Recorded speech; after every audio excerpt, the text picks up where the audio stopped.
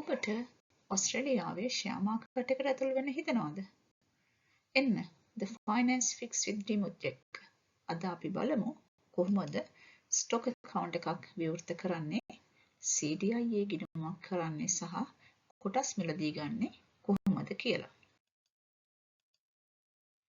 ඔස්ට්‍රේලියාවේ කොටස් මිලදීම කියන්නේ ඔයා හරියට බුද්ධිමත්ව ආයෝජනය කරොත් ලාභ ගන්න පුළුවන් ආයෝජන ශාස්ත්‍රයක්. මේක ඔයාගේ ප්‍රධාන රැකියාවට අමතරව සයිඩ් හසල් එකක් වගේ කරගන්නත් පුළුවන්. මුදල් බැංකුවේ තැන්පත් කරනවටත් වඩා, ලොක් එකක දාගෙන ඉන්නවටත් වඩා ඒවා නියම ආකාරයකින් ආයෝජනය කිරීම හරිම බුද්ධිමත් තීරණයක්. කොටස් වෙළඳපොලේ සවිස්තරාත්මක සහ සමතුලිත ආයෝජන පෝර්ට්ෆෝලියෝවක් තිබුණොත් කාලයත් සමග ඒක වර්ධනය වෙනවා. ඒ වුණාට මේ දිගු කාලීනව තබාගෙන යාමට සහ අවදානම් බාර ගැනීමට ඔබ සූදානම් වෙලා ඉන්න ඕනේ. නවකයෙක් වශයෙන් ඔබට අවශ්‍ය දේවල්, බ්‍රෝකරේජ් account එකක් විවෘත කරන හැටි සහ ආයෝජන ස්ට්‍රැටජිස් ගැන අද අපි කතා කරමු. මේ ASX 200 කියලා කියන්නේ ඔස්ට්‍රේලියාවේ තියෙන ප්‍රධානම කම්පැනි 200ක් ලිස්ටඩ් වෙලා තියෙන කම්පැනියක්. මේකේ ප්‍රධාන සමාගම් විදිහට අපි කතා කරොත් Commonwealth Bank එක, all big four banks තියෙනවා.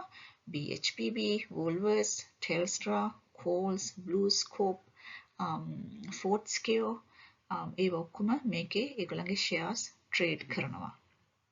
ඔයාට පුළුවන් brokerage කෙනෙක් කරහා ඔයාගේ broker account එකක් open කරගෙන chess account එකක් open කරලා shares මිලදී ගන්න පටන් ගන්න.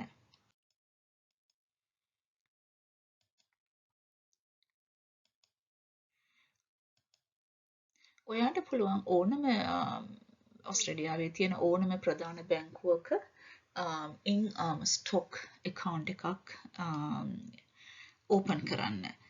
Commonwealth එකේ තියෙනවා CommSec කියලා stock broker කෙනෙක්. NAB එකේ තියෙනවා NAB Trade කියලා.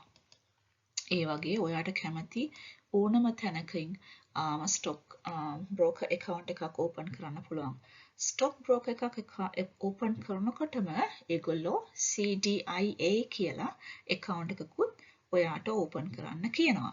CDIA කියන account එකේ තමයි ඔයා stock එක මිලදී ගන්න සල්ලි එකතු කරලා තියාගන්න තැන. stock broker account එක තමයි ඔයා shares මිලදී ගන්නේ සහ විකුණන්නේ.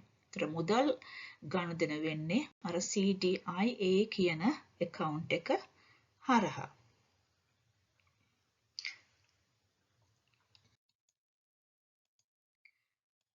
මොනවද අපිට තියෙන ආයෝජන යෝජනා සහ ක්‍රම? කොහොමද අපි කොටස් වෙළඳපොලේ ආයෝජනය පටන් ගන්න පුළුවන්? ඔයාට ගොඩක් සල්ලි එකපාරට ඉන්වෙස්ට් කරන්න ඕනේ නැහැ. ඔයාට පුළුවන් මාසෙට ඔයාට පුළුවන් නම් මාසෙට රුපියල් $500 අයින් කරන්න ඒකෙන් පටන් ගන්න පුළුවන්. හැබැයි ඔයා කන්සිස්ටන්සි එකක් තියාගන්න ඕනේ හැම මාසෙම ඔයා ඒ ගාන ඉන්වෙස්ට් කරනවා කියලා. ඒ වගේම long term investment යන්න පුළුවන්. මේ කරන හැම investment එකක්ම ඔයා short term කරන්න හිතන්නේ නැතුව මේක අවුරුදු 5කට 10කට 15කට 20කට කියලා හිතලා long term එකක් විදිහට කරන්න පුළුවන්. ඒ වගේම තමයි අපි invest කරනකොට share market එකේ හරිම වැදගත් දෙයක් තමයි shares diversify කරන එක. අපි නිකන් කතාවට කියන්නේ ඔක්කොම බිත්තර එකම බාස්කට් එකට දාන්න එපා කියලා. එතකොට මොකද වෙන්නේ? බාස්කට් එක බිම වැටුනොත් ඔක්කොම බිත්තර ටික කැඩෙනවා. ඔයාට එක බිත්තරයක්වත් ලැබෙන්නේ නැහැ. ඒ වුණාට අපි මේ බිත්තර ටික බාස්කට් 10කට දාලා තියාගත්තා කියමු. එතකොට එක බාස්කට් එකක් බිමට වැටුනොත් ඔයාට තව 9ක් විතර එනවා. අන්න ඒ වගේ දෙයක් තමයි මෙතන කියන්නේ. අපි එක සෙට් එකකට විතරක් ආයෝජනය කරන්න හිතන්නේ නැතුව අපි එක මික්ස් එකක් තියාගෙන technology, health care, financials, materials, iron ore ඒ වගේ ඩයිවර්සි diversified portfolio එකක් තියාගන්න try කරාම ඔයාගේ අවදානම හරිම අඩු වෙනවා. ඊට අමතරව තව ටිකක් එහාට ගිහිල්ලා ඔයාලට පුළුවන් ETFs, bonds, LIC වල invest කරන්න. ETFs වගේ ඒවායේ ටික ටික ඔයා ආයෝජනය කළා දිගු කාලෙම තියාගන්න පුළුවන් නම් ඔයාට stable return එකක් ඒකෙන් ලබා ගන්න පුළුවන්.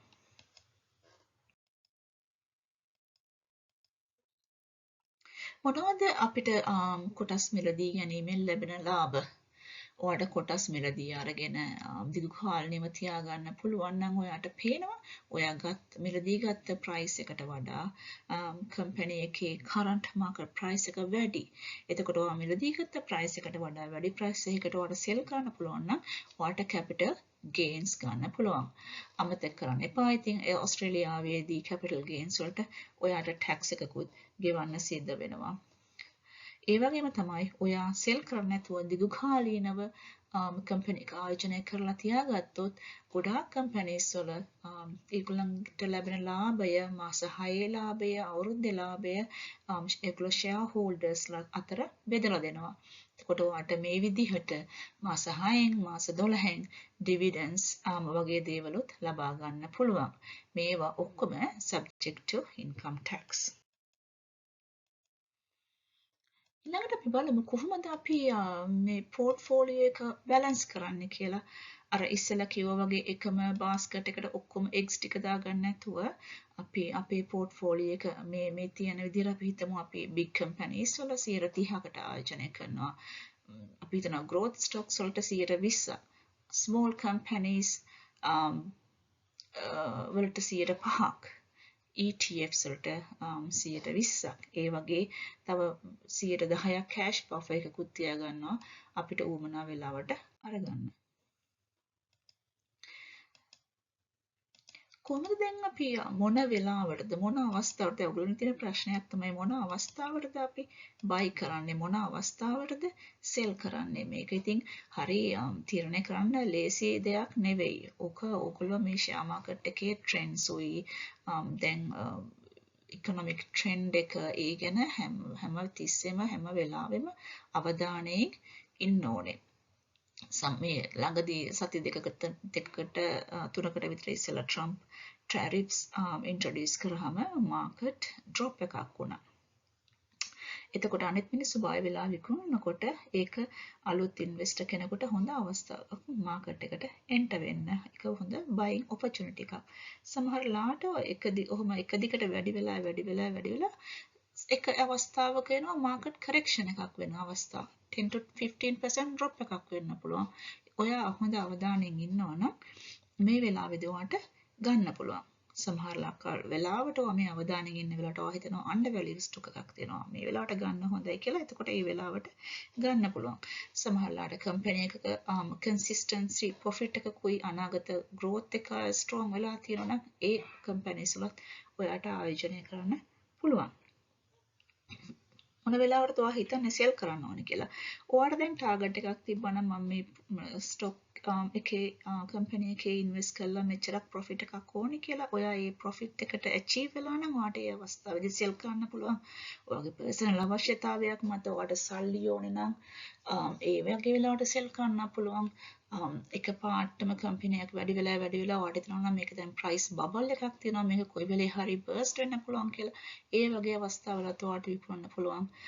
සහ සමහරලාට ඔයාට සමහර කම්පැනිස් වල ෆන්ඩමෙන්ටල්ස් චේන්ජ් වෙනවා නම් ඩිග්‍රේඩ් වෙනවා නම් ඔයාට ඒ අවස්ථාවෙත් හිතන විදිහට සෙල් කරන්න පුළුවන්.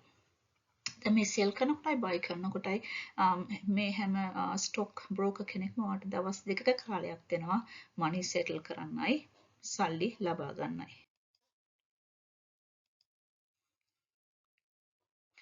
ඔයාට එකපාරට දැන් මෙතන මේ පින්තූරෙන් පෙන්වන්නේ මේ Commonwealth Bank stock broker account එකක්. මේක watch list එකක්. දැන් ඒකේ හැම කම්පැනියටම මේ කම්පැනි නමින් නෙවෙයි අපි stock market එකේ shares buy කරන්නේ හරි sell කරන්නේ හරි. ඒ හැම individual company එකකටම ASX කෝඩ් එකක් තියෙනවා. අපි හිතමු Commonwealth Bank කියලා. Commonwealth Bank එකේ ASX කෝඩ් එක තමයි CBA. BlueScope කම්පැනියේ ASX කෝඩ් එක තමයි BSL කියන්නේ.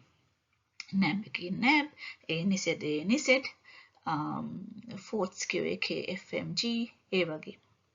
දැන් ඔයාට පේන විදිහට මේක මේ ඇප් එකේ එක්ස්ට්‍රැක්ට් එකක්. ඔයාට පේනවා මේ watch list එකක් හදාගෙන තියෙනවා. ඒ watch list එකේ ඕනට ඕන වෙලාවකට buy කරන්න පුළුවන්, sell කරන්න පුළුවන්. ක්ලික් එකක් කරන්න විතරයි තියෙන්නේ.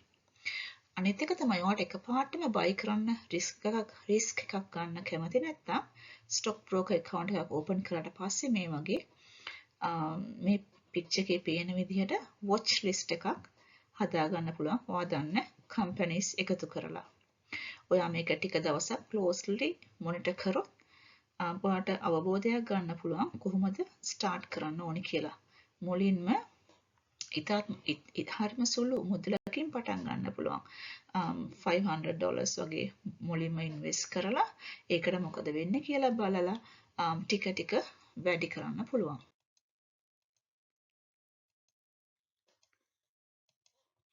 මේ ස්ටොක් මාකට් එක ලෝකේ ඕනම ස්ටොක් මාකට් එකක් volatile වෙනවා. ඒක මේ volatility එකට හරිම ප්‍රසිද්ධයි.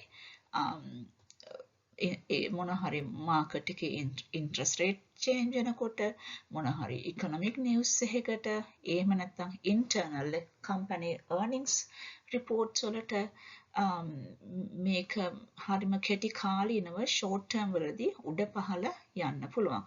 ඒ වුණාට ලොන්ග් ටර්ම් ඉන්වෙස්ටර් කෙනෙක් විදිහට ඔයා ඒ ෂෝට් ටර්ම් වොලටිලිටි එකට බය වෙන්න දෙයක් නෑ. මොකද ඔයාගේ ගෝල් එක තමයි ලොන්ග් ටර්ම් ඉන්වෙස්ට්මන්ට් එක.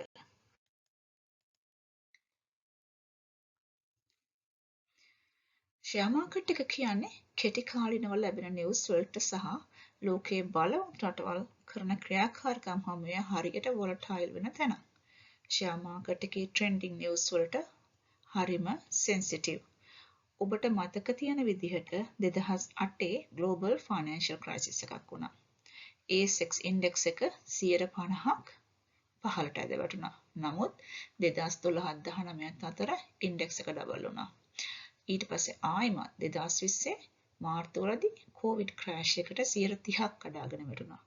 ඒ වුණත් ආයි හරිම කෙටි කාලයකින් 2021 වගේ වෙනකොටම හයි ලෙවල්ස් වලට ගියා.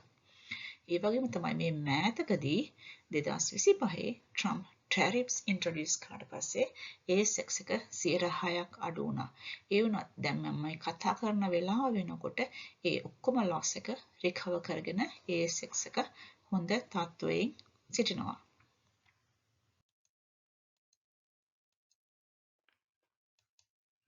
ඉතින් ඔස්ට්‍රේලියාවේ ෂෙයා මාකට් එකේ එහෙම නැත්නම් ASX එකේ කොටස් වෙළඳපොළට ආයෝජනය කරන හැටි මම හිතනවා ඔබ දන්නවා ඇති. ඔබට සාමාන්‍ය දැනුමක් ලබා ගන්න පුළුවන් වුණා කියලා. මේ පින්තූරේ ඉන්නේ වෝරන් බෆේ. වෝරන් බෆේ කියන්නේ ලෝකයේ ජනප්‍රියම හා සාර්ථකම ඉන්වෙස්ටර්වරුන්ගෙන් එක්කෙනෙක්. එයා ඉපදලා තියෙන 1930 ඇමරිකාවේදී. එයා තාමත් ජීවත් වෙනවා. ඔහුගේ සාර්ථකත්වය තමයි දීර්ඝකාලීන ආදායම් ආයෝජන එහෙමත් නැත්නම් long term value investing ප්‍රතිපත්තිය අනුගමනය කරන කෙනෙක්. ඔහු බර්ක්ෂයර් හතාවේ කියන සමාගමේ CEO වරයා සහ සභාපතිවරයා විදිහට කටයුතු කරනවා. ඒ සමාගම විවිධ ව්‍යාපාරවලට ආයෝජනය කරන විශාල ව්‍යාපාරික ආයතනයක්. වෝරන් බෆේගේ විශේෂත්වය තමයි value investing. මත පදනම් කරගත් අඩු මිලට ගනුදෙනු වන වාසියක් ඇති සමාගම් වලට ආයෝජන කරනවා. අනිත් එක තමයි හැමතිස්සෙම කිව්වේ best holding period is forever කියලා. ඒ කියන්නේ හැමතිස්සෙම දිගු කාලීන ආයෝජන තමයි හොඳටම හොඳ කියලා. සහ මෙයා හරිම ඩිසිප්ලින් තියෙන එක්කෙනෙක්. එයාගේ ආදායම් වියදම් එයාගේ වියදම් එයා ආදායමට අනුව වෙනස් නොකරපු මිනිස්සෙක්. එයාට කොච්චර ආදායම ලැබුණත් එයා ගියේ හරිම පරණ කාර්යයක. ඔහු අදට 1958 දී මිලදීගත් සාමාන්‍ය නිවසක ජීවත් වෙනවා කියලා තමයි කියන්නේ. අනිත් එක තමයි ඔහුගේ උපදේශනය තමයි don't invest in something you don't understand.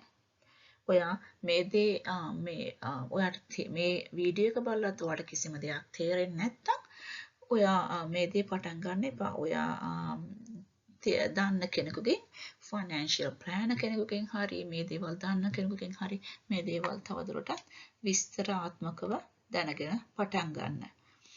අනිත් එක තමයි ඕගලන්ට මේ සම්බන්ධයෙන් මොනවා හරි ප්‍රශ්නයක් තියෙනවා නම් මේ කමෙන්ට් එකක් දාන්න. මම ඒවට අනිවාර්යයෙන්ම රිප්ලයි කරනවා.